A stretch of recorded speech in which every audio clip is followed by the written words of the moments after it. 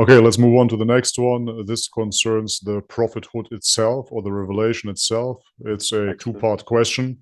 So, Angel Gabriel never revealed himself as Gabriel, according to my knowledge. And his wife told him that he is the prophet to Muhammad, even though Muhammad was scared of his experience.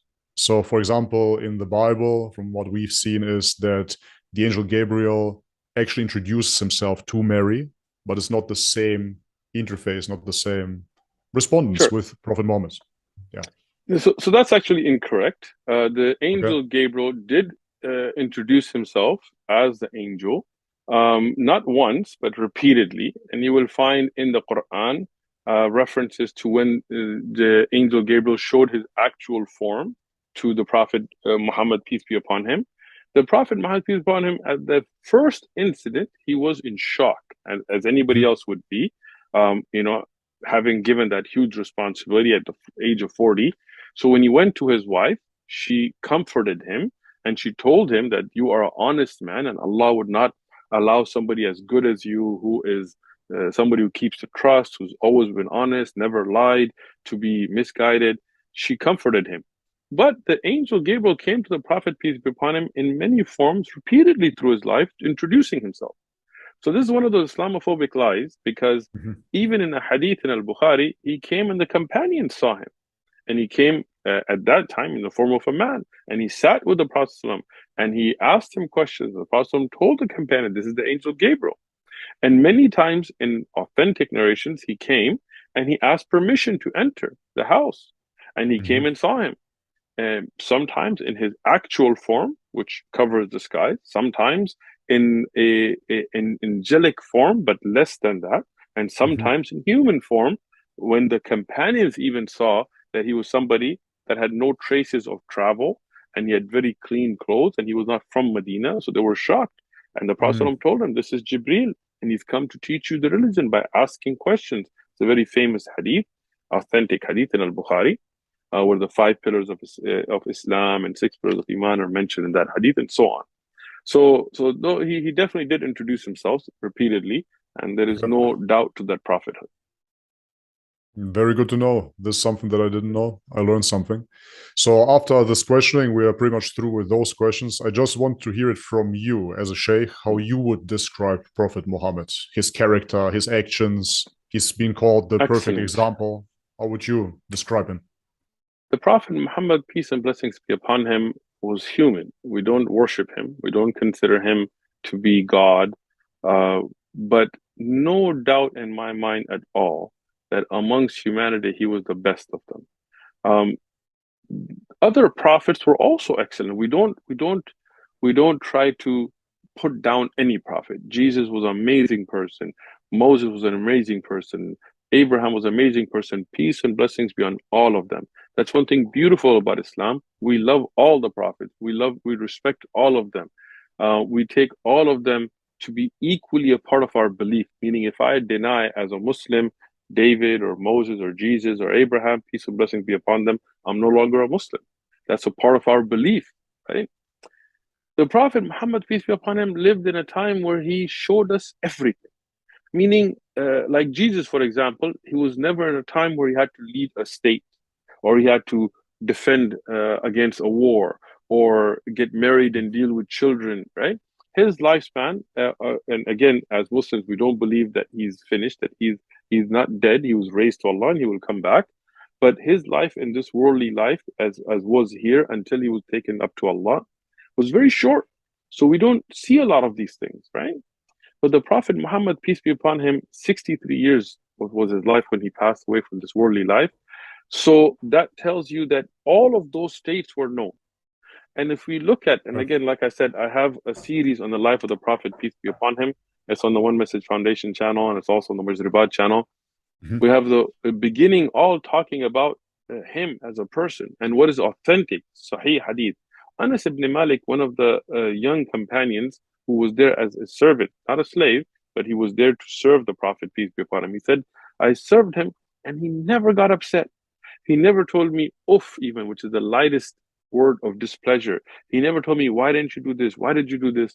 The Prophet Muhammad, peace be upon him, never hit a wife. He never hit his children. He was such a beautiful character. I mean, there's a hadith where he playing with his wife Aisha, he pokes her chest a little bit, and they're like, "Oh, he abused his wife." Aisha radiyan herself says the Prophet never hit. And this is his companionship. He used to joke with his wives. He used to race with them, and they would win the race sometimes, and he would win because he would have that loving relationship. He had an example of tolerance that I cannot imagine. People slandered him, people hit him with rocks, blood would flow from his head and fill his shoes. And he had the ability that he could destroy those people, but he forgave them, the people of Taif. In Mecca, when he was victorious, when Allah gave him victory in Mecca, he didn't say, I remember you said bad to me, I'm going to kill you. No, other than people that had committed war crimes and things, he came in with being humble, his beard touching his camel. He was lowered that much. And he came in a way of forgiveness. He said, whoever goes in this house, they're forgiven. Whoever goes to the Kaaba, he's forgiven. Whoever goes here, they're forgiven. Like imagine that somebody kicks you out of your house, kills your companions, causes the death of your wife through the hardship that Khadija went through, caused the death of Abu Talib, your uncle, to the hardships, killed your uncle Hamza, and you forgive them. Look at that beautiful example. The Prophet Muhammad, peace be upon him, he showed us how to be a leader of a state. He showed us how to lead a war, how to defend a people. He showed us all those things because those are things we go through. Humans have wars. If we say, okay, this is Islam doesn't believe in hypocrisy, right?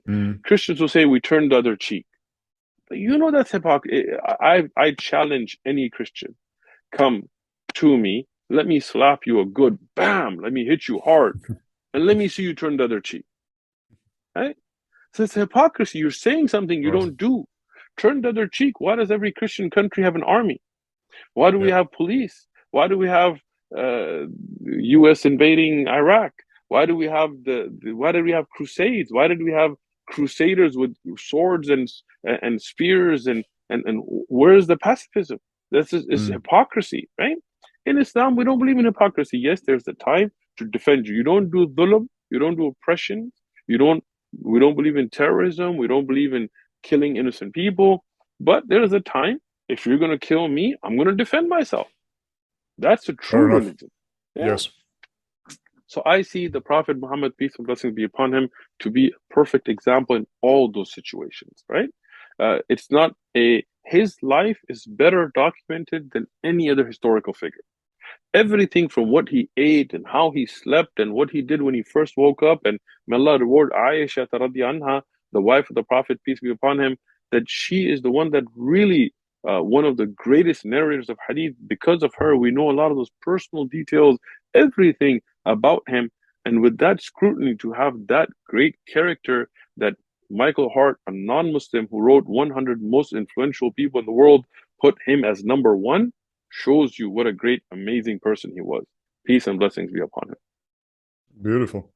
My personal question about this is, because he is seen by yourself as well as this perfect role model, as Muslims, should you or shouldn't you distinguish between the prophets? Should there be an exalted position for Muhammad? Like when you become a Muslim, do you see Muhammad as higher slightly, or are they all the same prophets of God? So there is three aspects to that. One is our belief.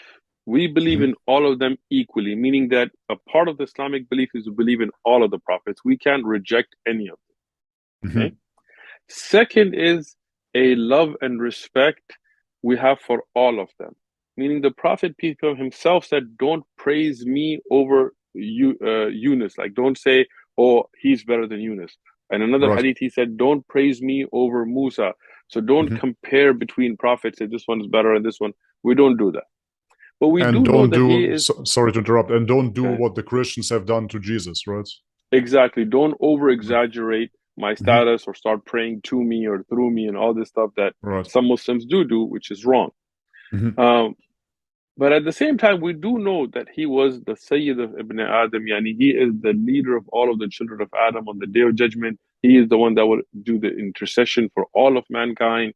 And we know he's the last of all prophets. So he has that status. We don't deny that status, that he is the one that led all of the prophets in prayer, for example, right? But we don't sit around saying, oh, he's better than this prophet. We don't do that, right? We love Okay. him and we love all the prophets. Peace and blessings be upon all of them.